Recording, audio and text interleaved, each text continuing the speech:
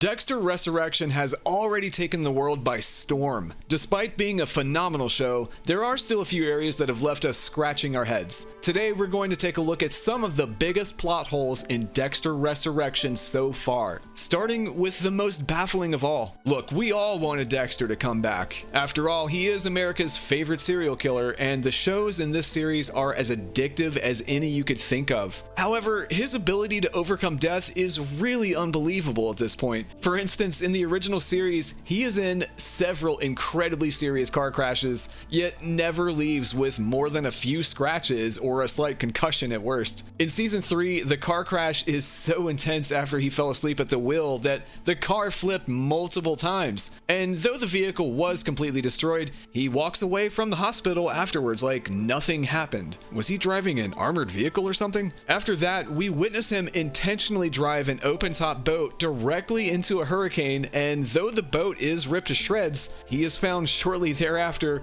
working an incredibly physical job as a lumberjack without so much as a limp. I've saved the best for last. The Bay Harbor Butcher. You know the nickname, and you know what he did. Now, he can take a gunshot to the chest, have to wait a considerable time for emergency services to get to him as he loses significant amounts of blood, and still be resuscitated with next to no effort by a hospital that is less than likely to be the top of the line. Small towns rarely have medical teams as efficient and miraculous as the one Dexter has in the hospital outside of Iron Lake. Is he a superhero or something? The explanation given for his survival is that the cold was so intense that it slowed his blood loss enough to stop him from bleeding out completely before paramedics could reach him and Chief Bishop in the woods. While technically possible, it's just very uncommon, and Dexter was already getting up there in age. Combined, all of these factors mean that Dexter should have been dead a long time ago. But as Harrison points out, Dexter is almost like a horror movie villain at this point. Just when you think they are dead, and even when they most definitely should be, they show back up. At least in Resurrection, they show him needing intense physical therapy after being in a coma for 10 weeks. But still, when Angel Batista shows up to confront him, Dexter runs away, never completing the physical therapy that any other human being would have absolutely required before being able to jump through windows, drive without assistance, and hunt serial killers with no issue. A jar of blood, dramatic, cryptic, playful. Could it be him? Dexter must really be built different to sustain such critical injuries at his age and walk away without serious and long-lasting issues. And no, his limp, the one that seems to disappear and reappear randomly, by the way, his shoulder hurting a little bit when he goes bowling with Mia, and a few sessions of acupuncture do not make it make more sense. The fact of the matter is that Dexter should have been out of commission for a much longer time, or not survived at all after that day in the woods. What do you think would have happened to anyone else in his position? Glad to have him back, of course, but still. And that is not the only illogical lucky break Dexter gets in Resurrection. When he was in Iron Lake, Dexter began dating the chief of police, Angela Bishop. Of course, she had no clue about his true identity. He was masquerading as a normal, salt-of-the-earth man named Jim Lindsay. With no background information, it makes sense that she wouldn't overthink dating him, and she did turn out to be generally very accepting. She didn't even break up with him after finding out that he had a child that he not only abandoned, but hid from her, essentially lying to her from the inception of their relationship. She also didn't break up with him after she discovered his true identity was Dexter Morgan. She did become more suspicious after learning that, however. She looked him up and uncovered that he faked his death and fled Miami before coming to Iron Lake. Eventually, things reach a head when she learns that he attacked a local who sold the drugs that nearly killed Harrison at a high school party he attended with his friends. Slowly but surely, the idea she had about who she was dating crumbled before her very eyes, and when his house burned down under questionable circumstances, it became impossible to ignore her instincts. She began obsessively looking into Dexter's background, matching investigation photos of the Bay Harbor Butcher victims to photos of the man Dexter attacked in Iron Lake. This allowed her to find similar wheel marks between both, and then she finds evidence to suggest that Dexter killed another local, Matt Caldwell, and even received an anonymous note informing her of the same. She is a good and dedicated cop. She was infuriated that Dexter lied to her for so long. She was angry that a murderer was so close to her daughter. He even killed her friend and co-worker, Sergeant Logan, broke out of jail, and tried to skip town. 这可不算是本意。 She's a good cop, and so are you. But this is inevitable. Just give me the keys. On top of all that, she could all but definitively prove that Dexter was the Bay Harbor Butcher. She even had his old friend Batista on the way to town to help her solve the whole case once and for all. Before you watch any further, I'm happy to finally announce that I'm releasing the first limited drop of my t-shirts. At the start, there are only 100 available, so make sure you buy them while you can at dtmerch.store. Enjoy the video. Finally on the brink of putting him away for any one of those reasons, she abandoned her investigation completely and skipped town, even leaving the remaining police force with a flimsy excuse to stop them from going after Dexter themselves. It's all just too convenient. Why on earth would someone as dogged as Angela, with as many resources to hate Dexter Morgan as she had, just protect him and slip away, leaving a man she knows is a murderer loose on the streets? Maybe she thought he would die after all. Maybe she was just appreciative that he helped her solve the case that served as her white well, the case of her long-lost best friend Iris and the other missing girls that haunted Iron Lake for decades. She could have even come to find some nobility in the MO of the BHB, but he still killed Logan, a completely innocent man, and she had reason to believe that he was involved in the death of Maria LaGuerta based on what Batista had shared with her. Not only that, but he allowed another man, Sergeant James Dokes, to be framed and smeared as a killer to save his own skin. There is simply no chance that Angela would have overlooked all of that just because he helped her learn the truth about Kurt Caldwell, a man she couldn't even bring to justice because Dexter had already killed him too. Yet as Dexter lay in the hospital after coming out of his coma, her old co-worker Teddy waltzes into the room, offers him a full alibi, and asks if he wants to press charges against the city of Iron Lake and its police department. You already know what you really are, who you really are.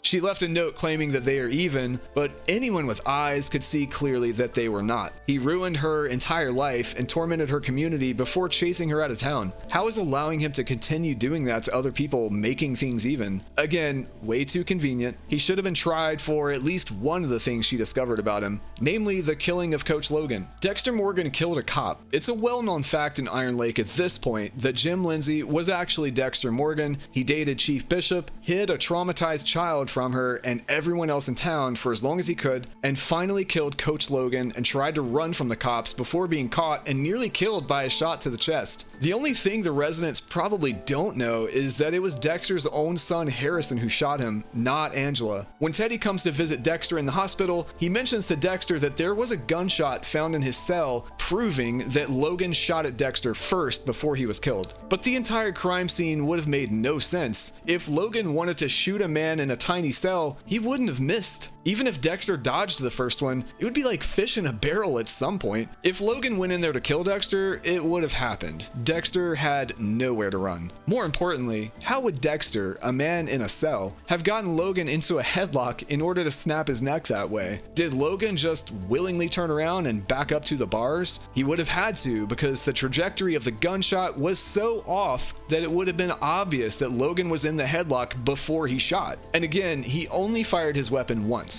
Does that sound like the behavior of a murderous cop? Not only that, but Logan was known to be incredibly wholesome and honest. He wasn't the type of officer who would just go into a jail and start shooting people. The people of Iron Lake knew Logan for years and only knew Jim Lindsay, the proven liar, for a short while. Yet they all just bought the idea that Dexter was defending himself from their kind and caring friend who apparently just suddenly developed an insatiable bloodlust and taste for corruption. All of this makes far less sense when you consider just how closely the crime scene associated with Matt Caldwell's disappearance was investigated.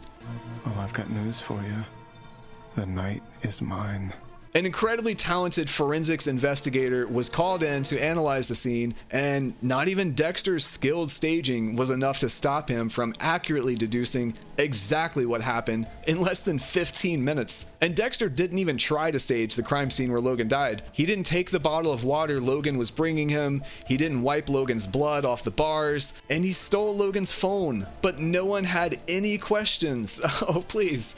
One might argue that because of Matt Caldwell's connections in the town, he was able to get the best of the best when it came to forensics investigators, but something tells me the death of a cop is equally, if not more important, especially seeing as how loved Logan was and the fact that other prominent members of the community had gone missing in recent weeks. People don't take kindly to cop killers, yet when Dexter does it with no clear explanation, everyone just looks the other way? Ridiculous. And where was that all-star forensics investigator anyway? All of a sudden he was just nowhere to be found.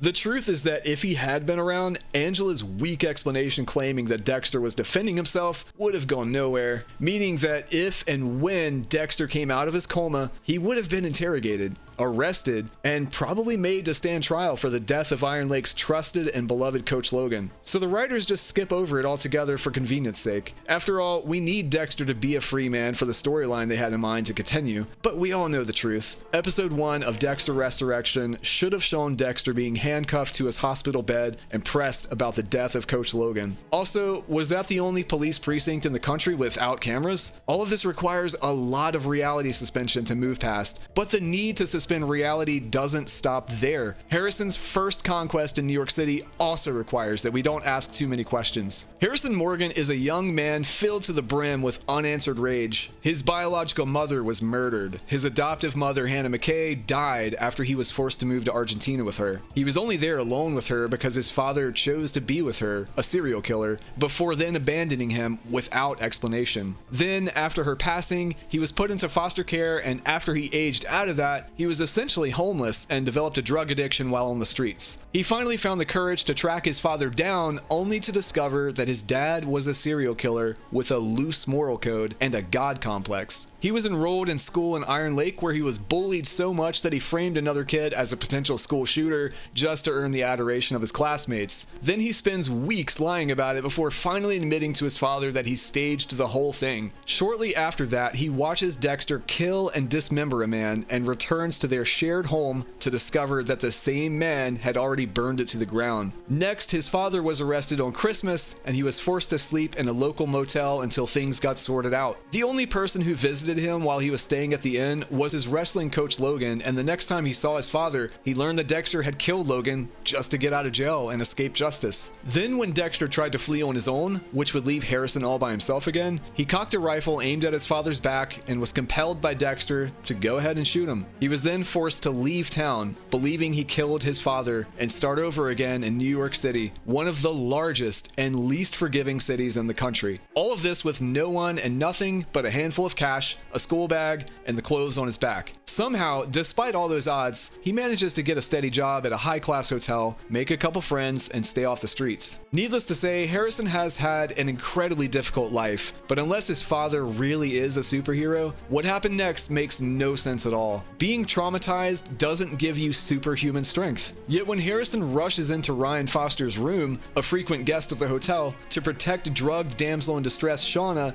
he is somehow able to overpower Ryan. Harrison was not even 18 years old when he met Ryan, who is already 29 years old, and Ryan was much larger than Harrison. Taller, broader, older, and still he gets the crap beaten out of him by a child? Harrison is strong, but there is just no way he could have physically overpowered a grown man who is that much larger than him. But that's exactly what happened.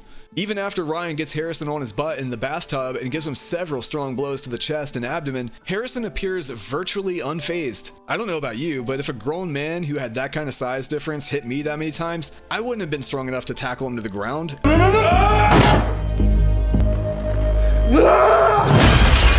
Effortlessly bloody his face and then kill and dismember him, but somehow Harrison was. And the next day, there is not a scratch on Harrison. He has no limp.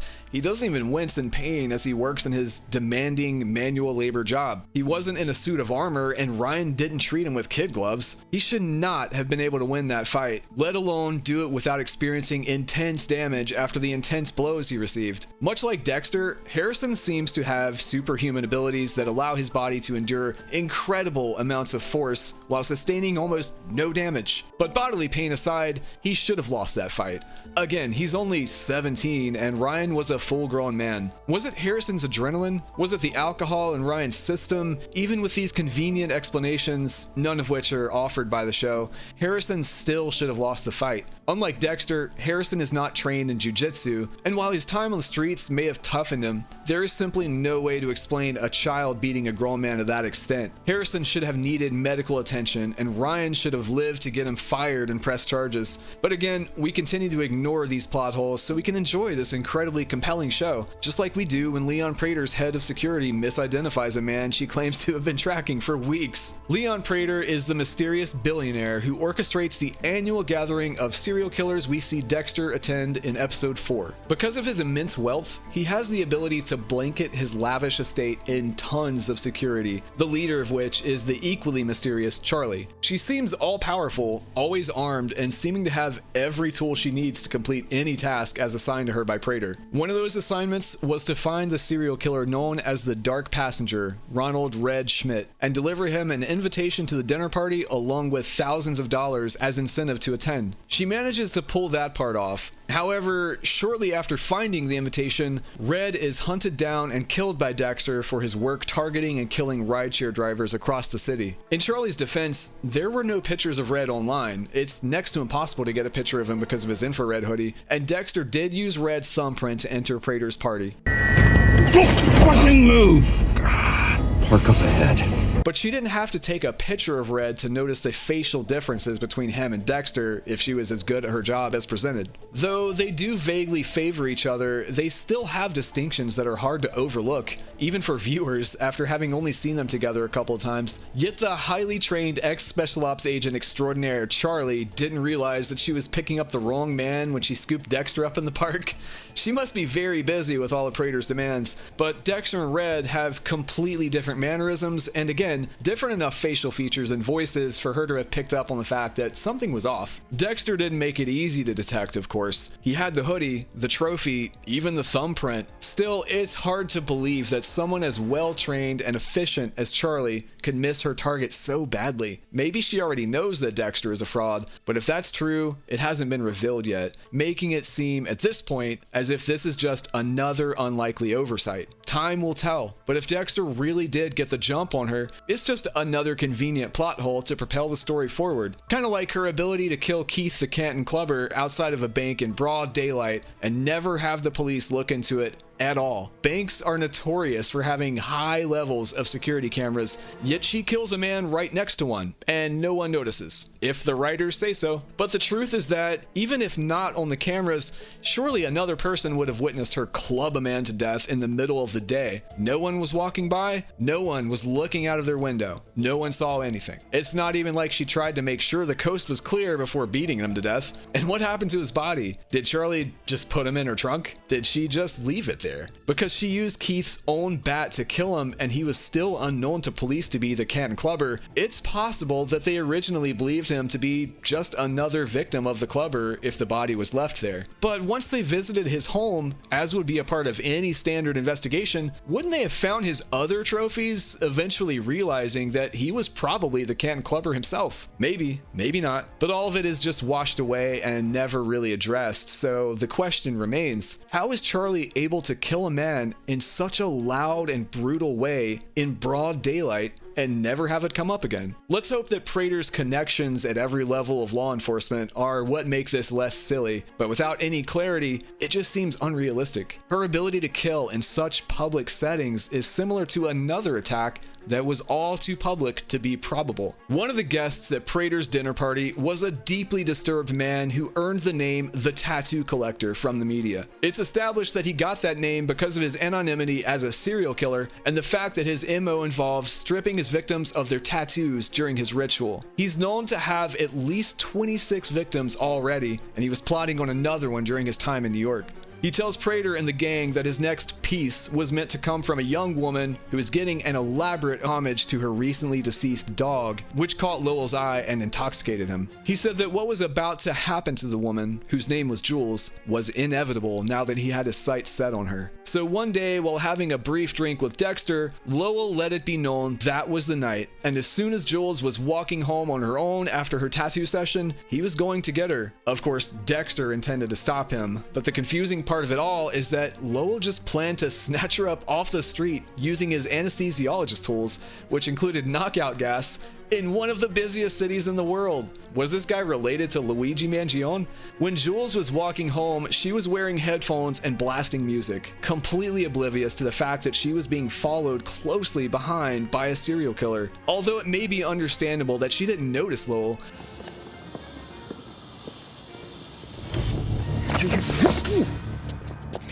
It's harder to believe that a young woman would just be walking around mindlessly at night in such a dangerous city with her guard totally down. And where was everyone else? As I recall, New York City is famously known as the city that never sleeps. So how could it be that no one else would have been present on the very public street that Jules was using? The street was well lit, covered in cars and businesses with big open windows, and a woman is even seen right behind Jules as she begins her walk. So what was the plan? Maybe he was waiting for her to take a side street or a less frequented block, but if she did do that, then why would she be walking so casually with absolutely no awareness of her surroundings? If she didn't take a side street, did Lowell expect no one on the initial street to notice a man gassing a frantic woman and dragging her to God knows where? Before he can get the mask on her, however, Dexter gets to him, placing the mask on Lowell's own mouth and dragging Lowell somewhere himself. Again, is this the only city block in New York without a single camera? No camera could have picked up Dexter's face, of course, as he was wearing Red's infrared hoodie, but you don't need a face on camera to see a man being drugged and pulled into the shadows. Still, no one saw Dexter. They're either the cockiest killers in the world, or this is just another plot hole. Lowell wasn't even wearing a mask. Someone must have seen Lowell's face, Dexter's, or some other detail of the encounter, but nope, no questions asked. Much like Charlie killing Keith in the middle of the day, Dexter and Lowell both seem to be planning a very public attack that included getting away with it, and they don't have all of Prater's resources. Lowell was not a character anyone would have sympathy for. Whether he got killed or caught, it was very much giving good riddance,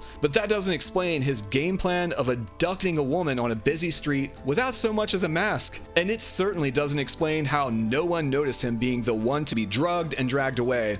But if the death of Keith, Ryan, and Red are any indication, it's clear that Dexter Resurrection, like much of the Dexter franchise, isn't exactly aiming for realism. It's just one hell of a ride. And they've got us all hook, line, and sinker, waiting excitedly for the next episode, no matter what. If you liked this breakdown, check out our video on the biggest plot holes in Dexter, the original series.